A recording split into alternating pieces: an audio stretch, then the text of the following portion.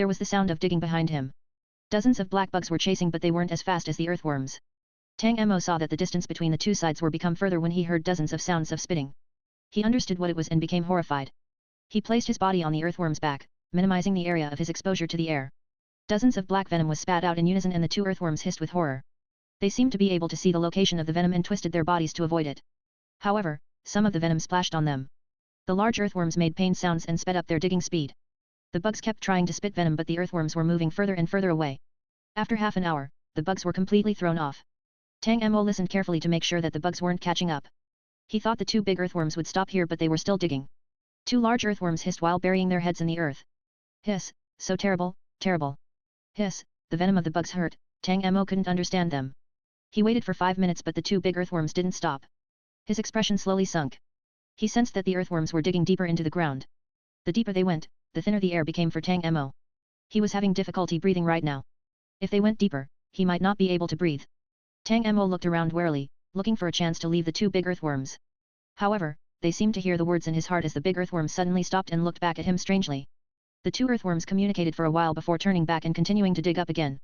Tang Mo's hand was already on the small parasol and he stopped when he saw this, temporarily pausing his movements. A minute later, they were above the ground. It was still the spirit prairie. Tang Mo descended from the back of the big earthworm and stepped on the blackened soil. Two large earthworms buried half their bodies in the ground, showing only their ugly heads. Their big heads leaned against each other, looking like they were showing love from a certain angle. The sun shone on their heads, reflecting a faint pink glow. Tang Mo's eyes narrowed as he looked at the pink halo around the big heads. Hiss, he's looking at me. He is looking at me, me. He is obviously watching me. Tang Mo gazed at the pink glow and had a faint guess in his heart. At first, Tang Mo hadn't seen it when the two earthworms grabbed him and ran away. Everything happened too suddenly and Tang Mo had no time to react. He was dragged off and escaped from the bugs.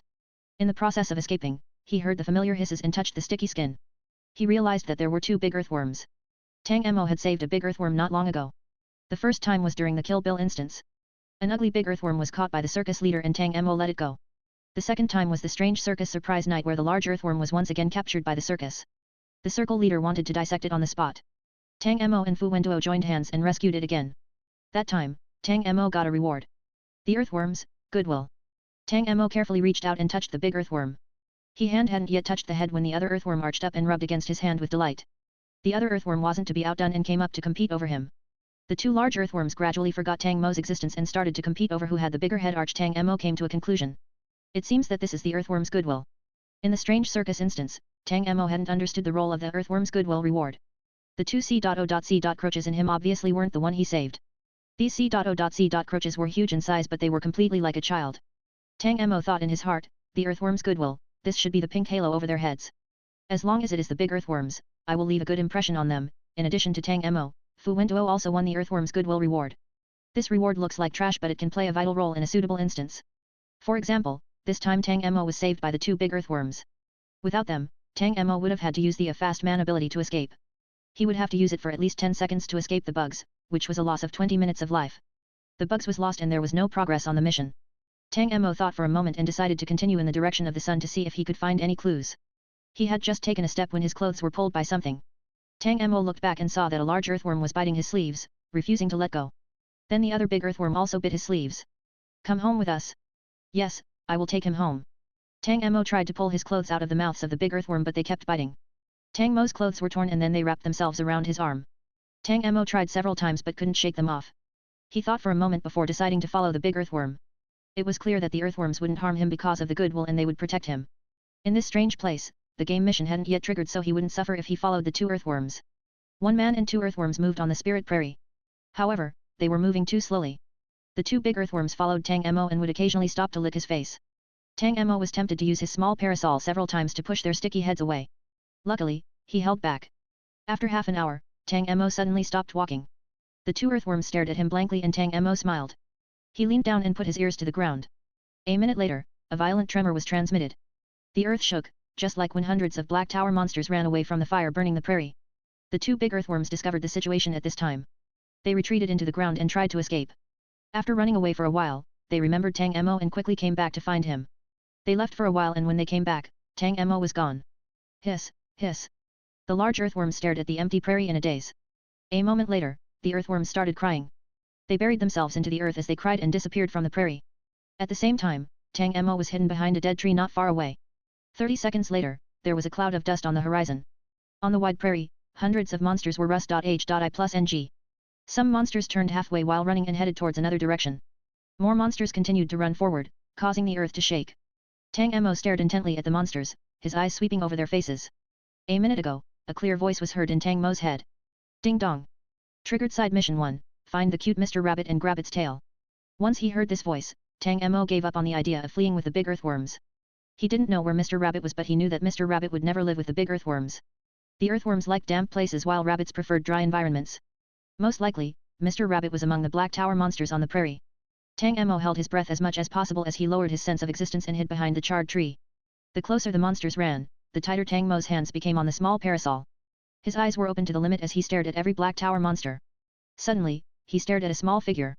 He saw that in the middle of the Black Tower monsters, there was a small white rabbit wearing fine clothes and running quickly. The rabbit was only half the height of a human and had a small metal ring in his ear. He followed the big forces. Just as he was about to near the tree where Tang Mo was hiding, Mr. Rabbit turned sharply and ran in another direction. Tang Mo was stunned and he gripped the small parasol more tightly.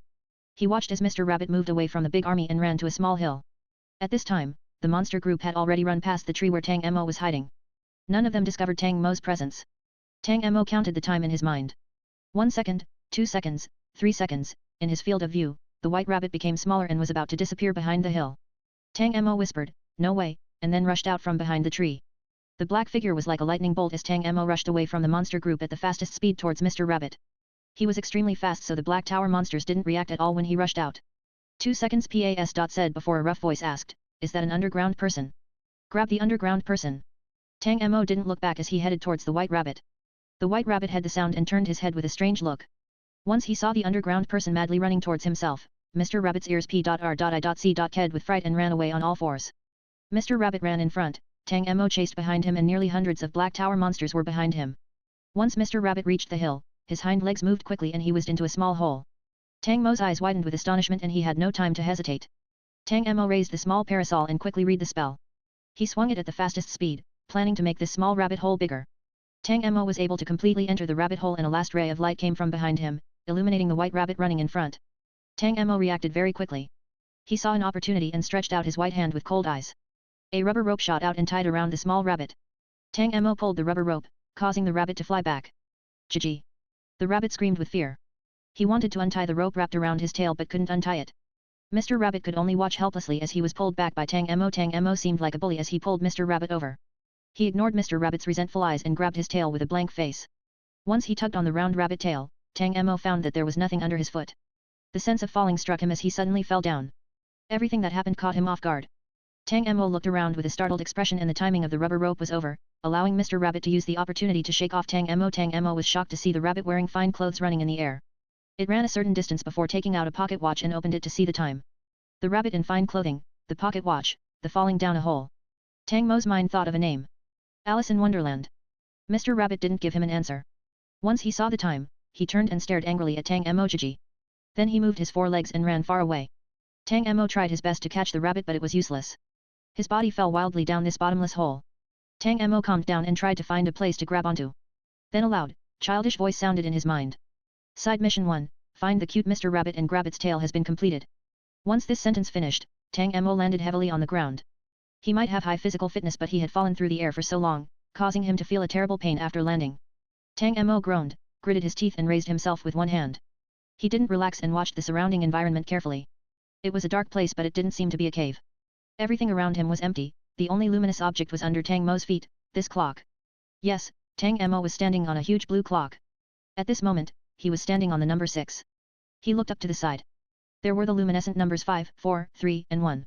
Tang Mo raised his head and suddenly something standing opposite him.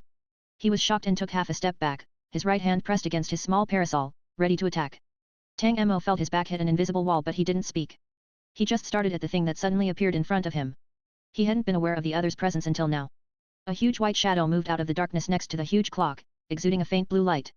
It was 2 meters high and its body was bulky as it steadily moved to the number 12.